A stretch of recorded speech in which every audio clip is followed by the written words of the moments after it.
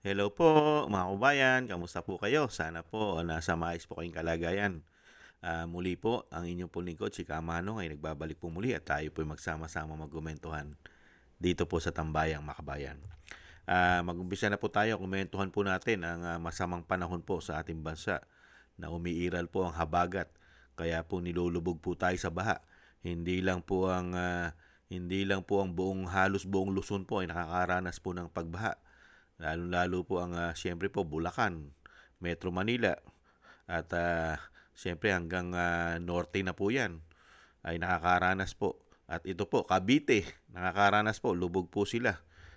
Kaya nga po ang mga kababayan po natin, tayo po ay hinahanap po natin ang serbisyo ng mga politiko. Lalo-lalo na yung taon-taon ay nakakahawak ng napakalaking pondo para dito ibsan at gawa ng solusyon ang malawakang pagbaha sa ating bansa. Pero ang natuklasan po natin mula nung sila'y maglingkod, grabe pala katalamak ang ginagawa nila pagdating sa flood control. Naging korupsyon. Ito po mga kababayan, ito po ay sa Cavite. Alam naman po natin kung sino po ang mga politiko sa Cavite. Ang isa na po ang magagaling na mga Rimulya.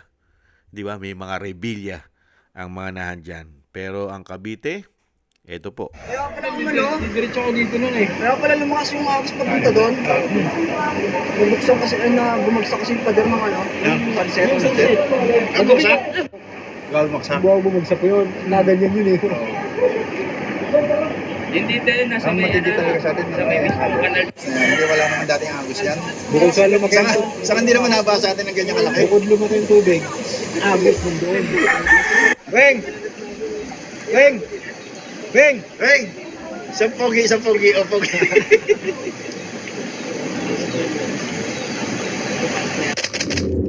Yan po mga kababayan. Kita po natin ang talagang grabe po. Sa Cavite pa lang po yan. At halos ang Luzon po ay nakakaranas po ngayon ng pagbaha, mga kababayan. Kaya nga po itong isang kababayan natin ay hindi na po dahil po nakaranas po siya, pati po ang mga sasakyan ay talagang binabaha na usot, nasisira pa. Katulad po nito, may nag-post po pati yung motor nila na disgrasya.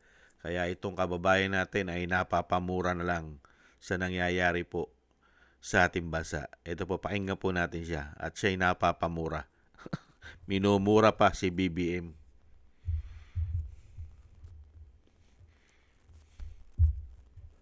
Nanawagan ng prosekusyon kay Presiding Officer Chis Escudero na magpaalaala. Putang inang Pilipinas, kunting ulan, malaking baha. Nang dahil kasi ito sa 5,500 na ghost project na pinagmamalaki ni BBM. Ito talaga ang resulta kapag magnanakaw ang presidente. Maliban sa magnanakaw, adik pa ang puta. Ikaw kung galit ka sa mga gobernong magnanakaw, pakishare na lang sa video ito. Maraming salamat. Putang inang Pilipinas, kunting ulan, malaking baha. Nang dahil kasi ito sa 5,500 na ghost project na pinagmamalaki ni BBM. Ito talaga ang resulta kapag magnanakaw ang presidente. Maliban sa magnanakaw, adik pa ang puta. Ikaw kung galit ka sa mga gobernong magnanakaw, pakishare na lang sa video ito. Maraming salamat. Yan po mga kababayan, ang galit po ng ating kababayan dahil daw po may presidente, mga kababayan, na nagpupulburon at napakarami pong ipinagmalaki na 5,500 flood control. Iko-correct lang po natin yung kababayan natin dahil nararanasan po natin yan sa buong Pilipinas yung pagbaha. Hindi lang naman po si BBM ang gumawa po nung 5,500 flood control. Sindikato po yan. Hindi po ba sindikato yan, mga kababayan? Hindi lang naman po si BBM. Hindi naman si BBM lang o hindi lang naman yung tinatawag na bangag ng kanyang ate. Hindi lang naman siya sisisihin mo riyan dahil naging korupsyon ng flood control. Murahin mo rin. Murahin mo rin yung mga congressman. Hindi kaya sindikato di umano Hindi po ba sa bawat distrito natin may mga congressman? At yung mga congressman na yan, kumukuha po ng proyekto yan at kumukuha po ng budget yan sa national. Hindi po ba? Binabudgetan po yan taon-taon. Lalong-lalo po ang problema natin sa pagbaha. Kaya nga may flood control eh. Hindi po ba? Kaya mapapamura ka na lang, mga kababayan, pagka ganito nararanasan natin sa ating distrito, sa ating barangay, sa ating syudad. Hindi po ba? Lalong-lalo na kung may mga congressman ka na hindi binabaha. Hindi. Meron kang mga mayor, may mga governor ka na hindi binabaha. Dahil yung kanilang mga lugar safe. Pero yung nasasakupan nila, lubog sa baha.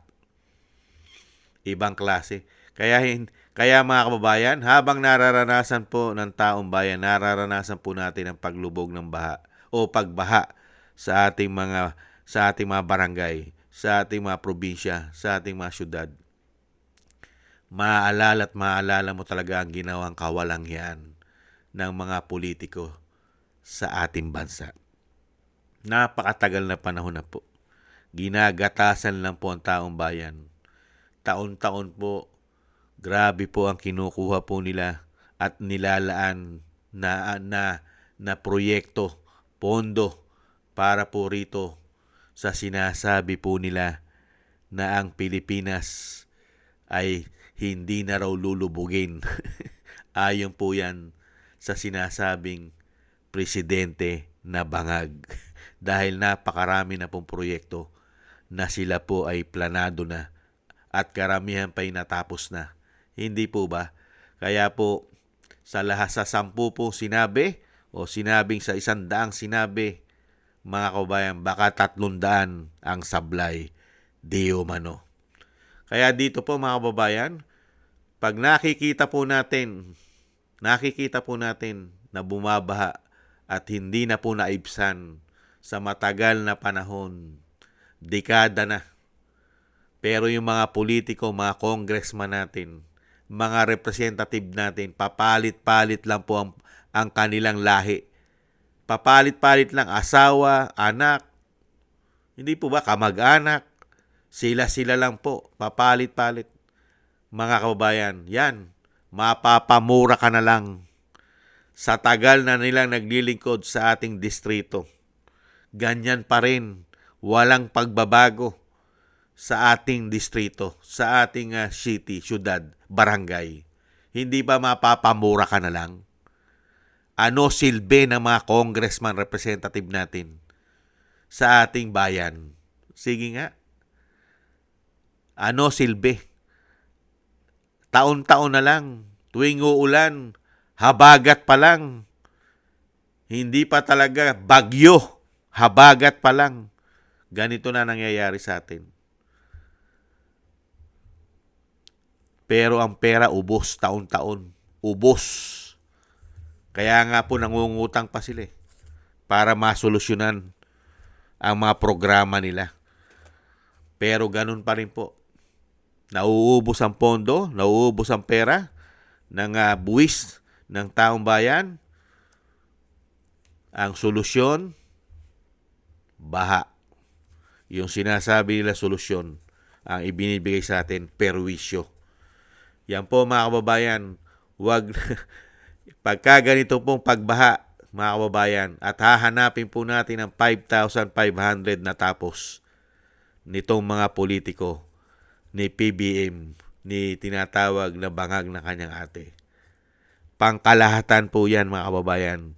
Hindi lang po si BBM ang mamumura ng mga Pilipino. Isama na po natin, uulitin po natin, isama rin po natin ang mga representative, mga politiko sa ating bayan, sa ating probinsya, sa ating syudad.